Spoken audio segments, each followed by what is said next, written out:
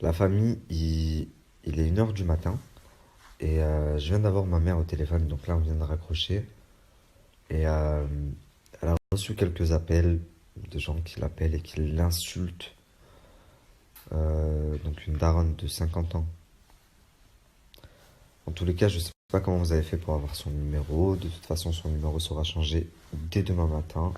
La ligne sera désactivée. Moi, je vais pas faire de story ce soir. J'en ai pas envie. Et, euh, et voilà, je reviendrai peut-être vers vous demain. La famille, très brièvement, hier, Baby Driver, il a partagé une mise en demeure qu'il a reçue sur WhatsApp.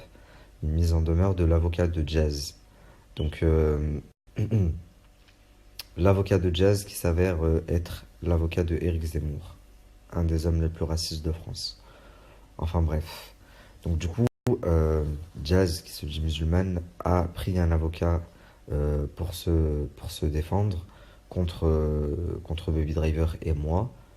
Faut savoir que Jazz, ça fait 2 semaines que je t'ai collé un procès, donc bien avant que t'entames toi une procédure. Donc comme ça c'est clair. Et je vais vous mettre un article concernant l'avocat de Jazz, jugé par vous-même.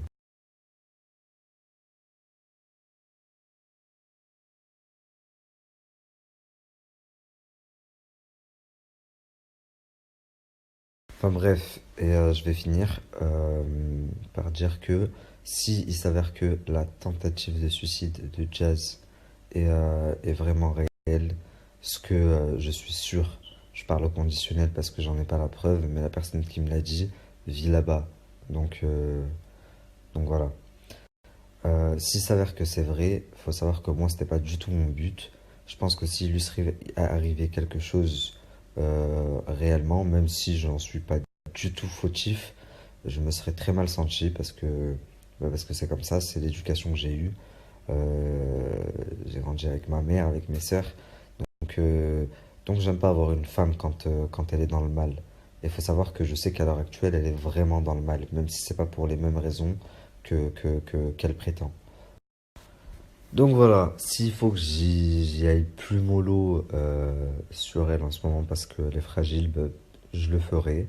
Ça veut pas dire que j'arrête de parler de toi. S'il faut que je te laisse tranquille 2, 3 jours et que je passe à quelqu'un d'autre, puis que je revienne terminer ce que j'ai commencé, bah, je le ferai. En tous les cas, comme tu le dis si bien, c'est ta vie. Tu as choisi d'être un personnage public et donc de t'exposer. Tu acceptes tout ce que cette vie a à t'offrir, puisque la vie d'influenceur offre énormément d'avantages. Il faut savoir accepter les inconvénients, tu vois. Il y a des gens qui ont des problèmes, mais 1000 fois pires que toi dans la vie, et qui se battent tous les jours. Tu vois, c'est injuste, toi, que tu fasses une tentative limite euh, avec la vie que tu as et pour une raison aussi futile, puisqu'au final, c'est le mal que tu fais que tu récoltes, et encore, c'est rien, tu vois.